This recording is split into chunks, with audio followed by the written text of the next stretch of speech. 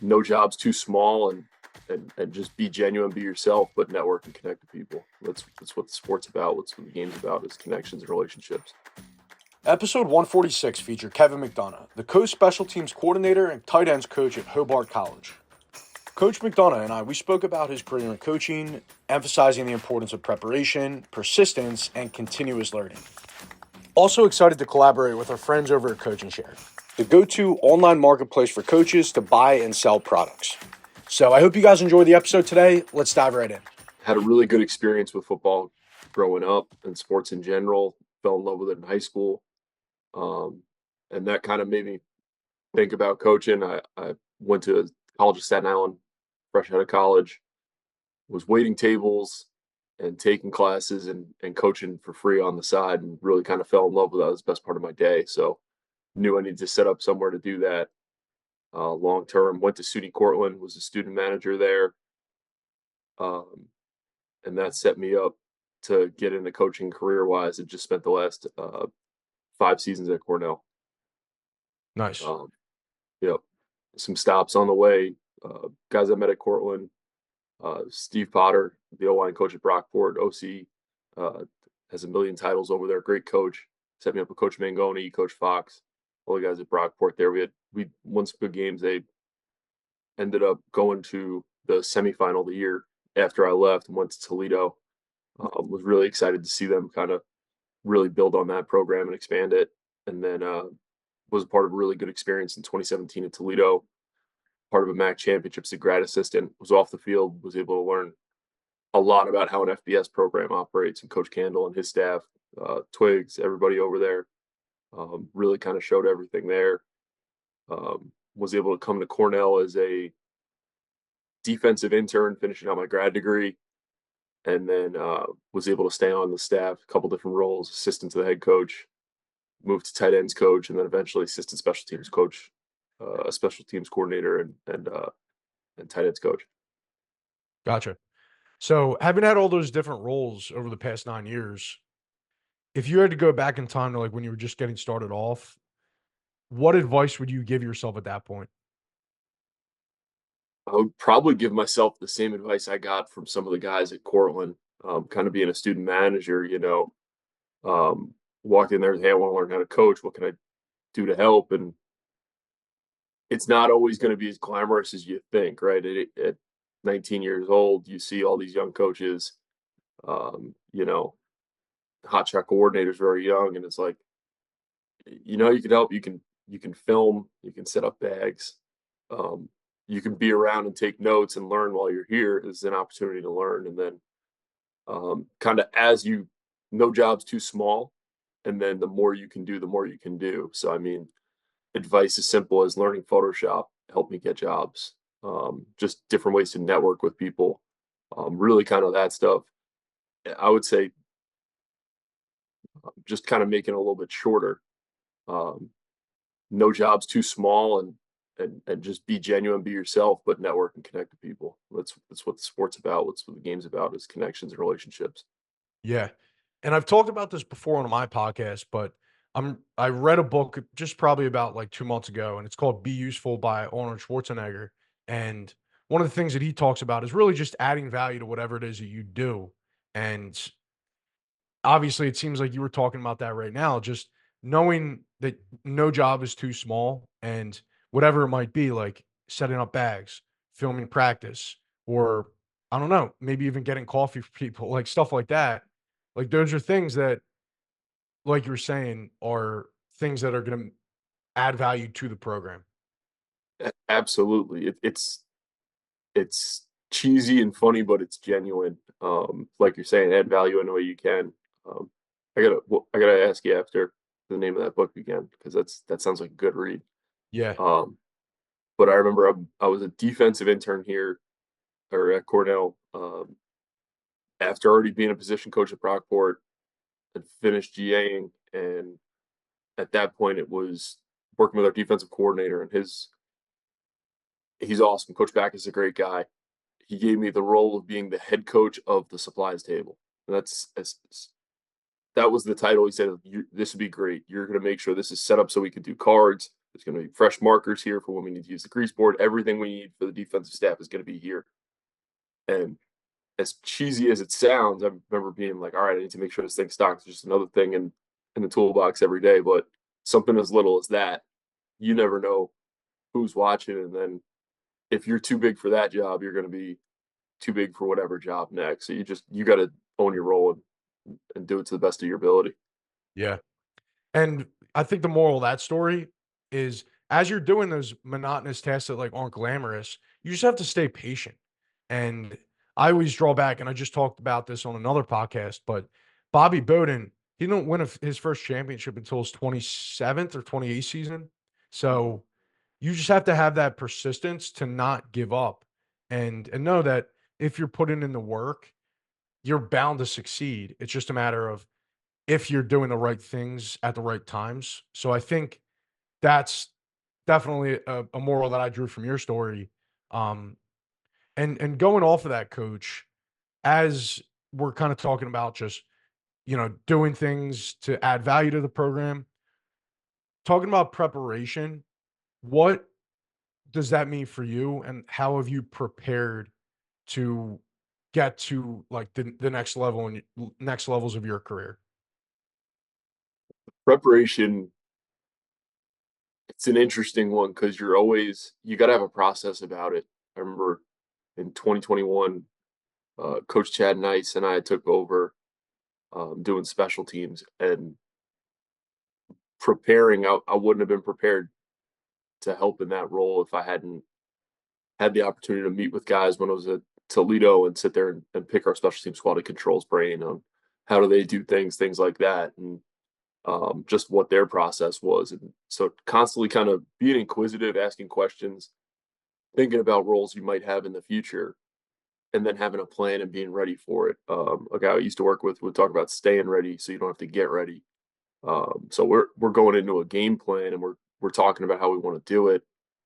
We broke it down and it was simple as um, it was anywhere from 6 to 10 questions. We kind of varied by special team. Like, hey, what is the opponent doing? What opportunities? It was kind of like a SWOT analysis on each team. What are their strengths, weaknesses, opportunities, threats? But we knew once we answered those questions, we were going to be set. Okay, this is what we're going into in a game plan. Um, with what we need to make sure we limit them from doing and how we're going to take advantage of it. The same thing. Anything you're doing in those entry level spots is like a quality control type role. Um, I worked on defense my 2 years at Brockport, so part of that was breaking down offenses, formations, schemes, motions, anything you can kind of think of to break down on the offense. But then ended up working on offense at Cornell, and part of that was the fact of it's almost like the Karate Kid example of Mr. Miyagi training Daniel-san Yeah. by cleaning the cars, painting the fence. You're watching, you're immersing yourself in it. So you kind of know, like, hey, I've sat here, I've broke down 4 seasons of offense for multiple teams. This really stinks when they did this to our quarters. This really stinks when they do it to our cover three. This is how we got to protect it. So now you're kind of flipping it when you're on the other side and you have that bankroll, just more understanding of the game. And that's Yeah. football is a unique thing in the sense of it's the best job in the world, coaching football, I think. Different profession, but as a whole, I mean, you got to love the relationships with the people, but then also everybody loves the schemes, right? That's why the Super Bowls is the most watched thing in the world every year. Yeah. Everybody's interested in seeing what Andy Reid or Kyle Shanahan or anybody's kind of cooking up for the game. So if you're not working on that on your own, I mean, like I said, I was waiting tables and taking classes to support my football hobby. So I Yeah. mean, when I first got my first paid job, I think it was for less than 5 grand over a year. I was stoked. It's like, shoot, you're gonna pay me money to do this? I used to work to do this. So Yeah. that preparation needs to come intrinsically too. I still I got some free time. I'm between jobs right now. I'm still watching a lot of film. I probably got more time to watch some different things that I might not have watched in the past. So it's something you got to always work on to keep sharp. Yeah. And what you were talking about earlier, like when you're in those quality control roles or just getting started, I think a lot of what the things sometimes people don't always understand this, like when you're in the thick of it, but like what I think of it as is like you're buying other people's time. Not kind in a way, because you're not necessarily getting paid in a way that the other coaches are, but you're around those people that are at the level that you want to be at, and they're telling you what to do. So as long as you follow that path, you're going to get to that point. It's just a matter of sticking to the plan, having the right mindset, and then just work it like we were talking about earlier, working hard and staying patient. Absolutely. Yeah. And as we're kind of just talking about everything here and like your career overall, coach, what advice would you give the audience today if they're just trying to get started in college coaching? It's a tough one. The big one, like we've talked about already, is the more you can do. Um, but we already kind of gave that advice. Um, Yeah, I'd we say we just hit a lot of it. yeah, um, really kind of just hitting on the relationships, and then understanding kind of each person as an individual, whether that's a coworker, somebody on staff who's maybe in a role above you, role below you, and especially the student athletes, right? Everybody comes from different backgrounds in the sense of um, they handle different situations differently, they learn differently, they understand things differently. So just really kind of having an understanding of that, being able to listen and diagnose things in those interactions, and then just being genuine with those interactions, right? It's it's one of those things everybody is looking to create genuine relationships. It's not got to be a situation where people are the players can't feel like you're using them, because you better not be using them. You're in the profession for the wrong reason then. So really build those relationships with the players so that way they know you care. Right. But I think it's it's said so much, it's almost like a cliche, but it isn't. They don't care how much you know until they know how much you care. But then also, I think it was NC State has a learning survey based on learning styles. Like I know, and I've hit this a lot in interviews and clinics and talking with coaches. It's just like I know for sure if we were sitting here game planning, you describe a play to me, we're talking, hey, we're going to run inside zone this way, and this is our RPO call stuff off it. This is what we're trying to take advantage of quarters. I'll start padding stuff out. I'll just start drawing it. it I'm not disengaged. I'm listening, but I'm also it, descriptions don't always work for me. I need to physically see it. So Yeah. I know I need to draw it. Some guys are kinesthetic learners. You might need to shape them. This is the final fit on a tackle. Some kids you could just describe it. Hey, backside cutoff. All right, cool. I know exactly what that is. So it varies in that way. And then just, enjoying the whole process of it, right? You said being patient. Um, I know a lot of people in the profession, and it usually seems to be the people who get burnt out. Um, if you can't stop and smell the roses and kind of enjoy where you're at as you're getting coffee or you're breaking down film or you might be running cards or setting up bags. Um, you know, um, I remember doing an internship with the Jets when I was in college. I did an equipment internship. I was folding towels, setting up bags.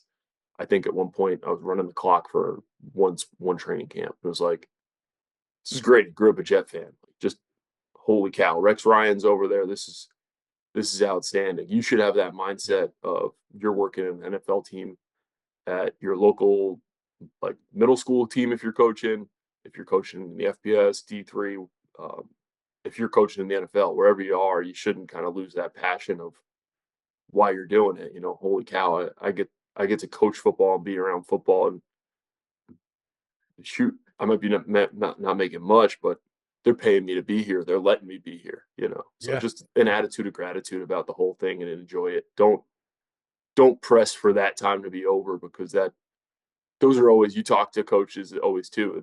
They always look back fondly on their GA times and QC times. Definitely. Yeah, and I think, like you're saying, gratitude, I think, is one of the biggest things that people it's all about the mindset, and we talked about this earlier, but just being appreciative of everything because everything's an opportunity no matter what situation you're in. And even if you view it as something bad, like when it's just getting started off. And I was actually on my way into the office today, I was listening to a podcast by Alex Ramosi, and he was talking about in the short term, something might look like it's bad, but in the long term, if you zoom out in the long term, it might turn into something better. So it's going to be a net positive. And a lot of times, like if something's bad, so it's going to turn into something better, or it can't get worse. If it is something bad. No, 100%. And it's one of those things, too, it might not always be fun while you're doing it. You gotta kinda put your spin on it. I've listened to a podcast, it's not football related, this guy Steve Rinella on the Meat Eater podcast. They do a lot of, like, backcountry hiking and hunting. Yeah. But he talks about he'll take people who don't do a lot of backcountry hiking. I'm not sure how many people listening are big into long distance hikes. It's kinda arduous, right? You're walking 10 miles, 5 there, 5 back, up a mountain. Yeah. And he always talks about it like there's a levels of fun, right? You go to a water park or an amusement park, you go to on a roller coaster, that's like a quick hitter. Like, all right, maybe I stood in line for 10, 20 minutes, but you're not going to remember that. But you and your buddies hiking a mountain or going through, you still talk to friends, I'm sure, from high school. Everybody does. Yeah. And remember when we had 2-a-days and they were waking us up at 5 in the morning and, we did was football all day and we couldn't walk. You look back kind of fondly on that. The more kind of some strain in the act of it, and maybe you're like, man, this is tough while you're doing it. Usually you look back fondly on that. Yeah. No, you're it's right, and it's almost paradoxical, but if you think about it, the harder you work at something, in the long run, it's a greater payoff, I think. absolutely. So, no, I 100% agree there, coach, and, really appreciate you being on today. Thank you again, and, best of luck to you at this upcoming season. Appreciate it, coach. Thank you so much for having me. Yes, sir. Thank you.